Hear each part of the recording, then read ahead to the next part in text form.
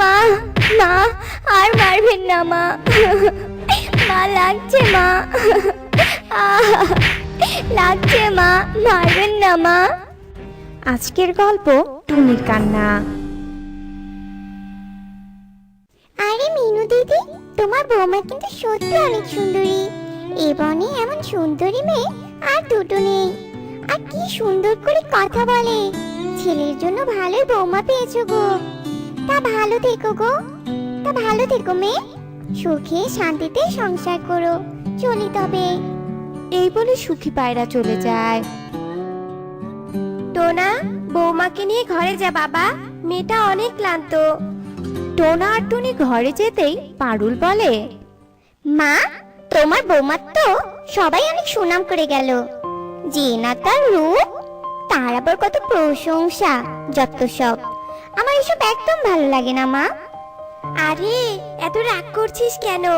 বিনা পয়সায় একটা কাজের মেয়ে পেয়ে গেলাম, সেটা তো একবার ভাব। ওর বাবা মা কেউ নেই। ওর ওপর যদি অত্যাচার করি, ও কোথাও যেতেও পারবে না, কারণ ওর কোথাও যাওয়ার জায়গাই নেই। এমনি কি আমি টোনার সাথে অনাথ মেয়ের বিয়ে দিয়েছি নাকি বলতো? সত্যি মা, তোমার তুলনা হয় না। সত্যি, এবার আমরা আরামে দিন কাটাতে পারবো, আর কাজ করতে হবে না। খুব মজা লাগছে মা। মিনু, টুনটুনি আর পারুল এসব বলে অনেক হাসতে থাকে।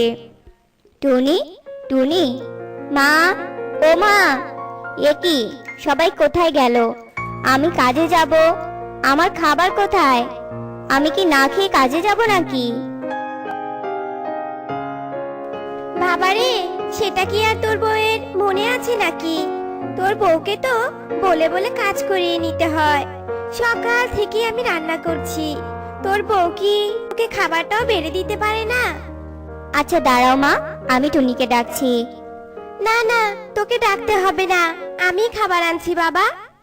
এই বলে মিনু রান্নাঘরে যায়। এই যে মহারানী, এখনো রান্না হয় না? হ্যাঁ, কখন থেকে রান্না করেও এখনো রান্না শেষ করা হয়নি। আমার ছেলে কি না খেয়ে কাজে যাবে নাকি?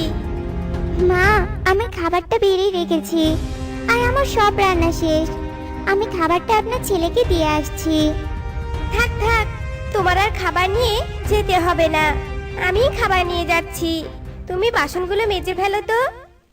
এই বলে মিনু খাবারটা নিয়ে টোনার কাছে যায়। নে বাবা, খাবারটা খেয়ে নে। সকাল থেকে কত কষ্ট করে তোর জন্য আমি রান্না করেছি। তোর বউ তো শুধু রান্নাঘরে বসে আছে, আর আমি একাই সব কাজ করলাম রে বাবা। কি বলছো এসব মা? টুনি কোনো কাজ করেনি। দাঁড়াও, আমি টুনিকে ডেকে সবটা বলছি ও কেন কাজ করেনি। টুনি, থাক থাক বাবা, বৌমাকে ডেকে আর কি হবে বলতো? তোর দেরি হয়ে যাচ্ছে বাবা, তুই খেয়ে কাজে চলে যা। আর বৌমাকে কিছু বলতে হবে না, নতুন বউ তো, সব ঠিক হয়ে যাবে বাবা। এরপর টোনা খেয়ে কাজে চলে যায়। মহারানী, এখনো থালা বাসন মাজা হয় না? কি রে, হাতে কি মেহেদি পরেছিস নাকি? হ্যাঁ, এখনো কত কাজ পড়ে আছে। সেই কাজগুলো কি তোর মরা মা এসে করে যাবে নাকি? হ্যাঁ, এই যে এই কাপড়গুলো তাড়াতাড়ি ধুয়ে শুকাতে দে তো। মা, এখানে তো অনেকগুলো কাপড় মা। কেন মা, তোমার শরীর কি ননি দিয়ে তৈরি নাকি, যে একটু বেশি কাজ করলে গলে গলে পড়বে? তাড়াতাড়ি কাপড়গুলো কেচে ফেলো। এরপর অসহায় টুনি সব কাজ করতে থাকে। টুনি তার শাশুড়ি ননদের ব্যবহারে অনেক কষ্ট পেত। ঈশ্বর, তুমি এত কষ্ট সহ্য করার জন্য কি আমায় বাঁচিয়ে রেখেছিলে? আমার এত কষ্ট আর সহ্য হয় না। মা বাবার আদর ভালোবাসে কি তা জানি না। ভেবেছিলাম শাশুড়ির কাছে এসে মায়ের ভালোবাসা পাবো, কিন্তু পোড়া কপাল আমার। এই বলে টুনি অনেক কাঁদে। এভাবেই অনেক কষ্টে টুনির দিন কাটতো। একদিন সকালে, কি হলো রান্না? হ্যাঁ মা, সব রান্না হয়ে গেছে। না, আরো রান্না করতে হবে তোকে। 1 ঘন্টা পর আমার কিছু বন্ধু আসবে, তাই 1 ঘন্টার মধ্যে আমার সব রান্না চাই চাই। মা, কি বলছেন আপনি? 1 ঘন্টার মধ্যে 15-20 জনের রান্না কি করে হবে মা? এক্ষুনি রান্না করে উঠলাম, আবার রান্না? মা, 1 ঘন্টার মধ্যে এতজনের রান্না সম্ভব নয় মা। মা, দেখেছো? তোমার বৌমার মুখে দেখি পুলি ফুটেছে গো। কিভাবে তোমার মুখে মুখে তর্ক করছে দেখেছো? সেটাই তো দেখছি রে। পারুল, আমার চেলাকাটটা কই রে? নিয়ে আয় তো একটু। এরপর পারুল একটা লাঠি এনে মিনুকে দেয়, আর মিনু টুনিকে অনেক মারে। মা, মা আর মারবেন না মা, মা লাগছে মা, আহ লাগছে মা, মারবেন না মা। যতই কান্না করো, যতই চিল্লাও তুমি, কেউ আসবে না। আর টোনাও তো বাড়িতে নেই, তাই যত ইচ্ছা কান্না করো, তোমাকে কেউ বাঁচাতে আসবে না বৌমা। মার খেয়ে টুনি অনেক কষ্ট পায়, আর কাঁদতে কাঁদতে এক নদীর ধারে বসে পড়ে। হে ঈশ্বর, এই কেমন জীবন দিলে আমায়! এক মুহূর্ত হাসতে পারি না।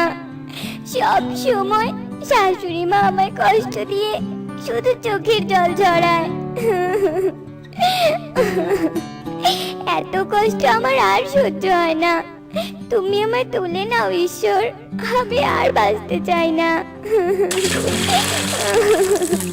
টুনির এমন কান্না শুনে নদী থেকে এক সোনালী মাছ উঠে আসে। কে তুমি?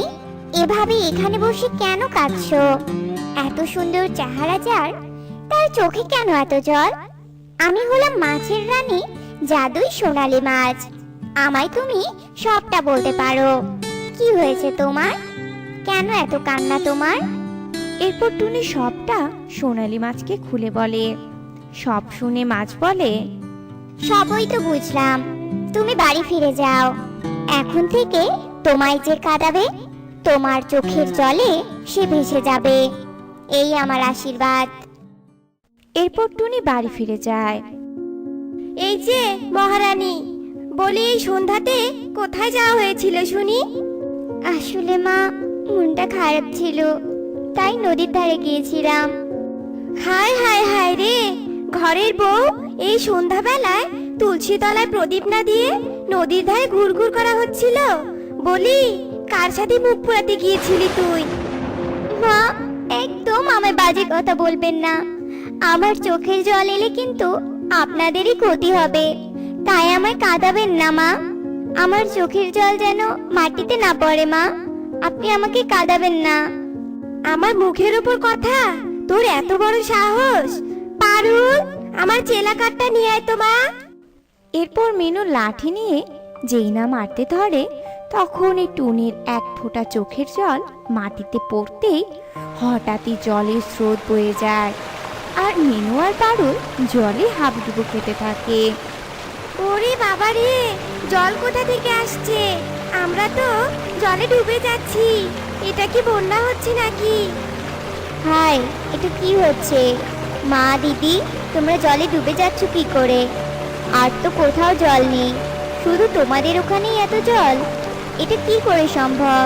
টুনি, কি হচ্ছে সব? এই সবটাই আমাকে কাঁদানোর ফল গো। এরপর টুনি টোনাকে সবটা খুলে বলে। ছি ছি মা, একটা নিরীহ অনাথ মেয়ের সাথে তোমরা এত অত্যাচার করেছো? তোমরা এতটাই খারাপ, এতটাই নিষ্ঠুর? বাবা, আমার ভুল হয়ে গেছে রে বাবা।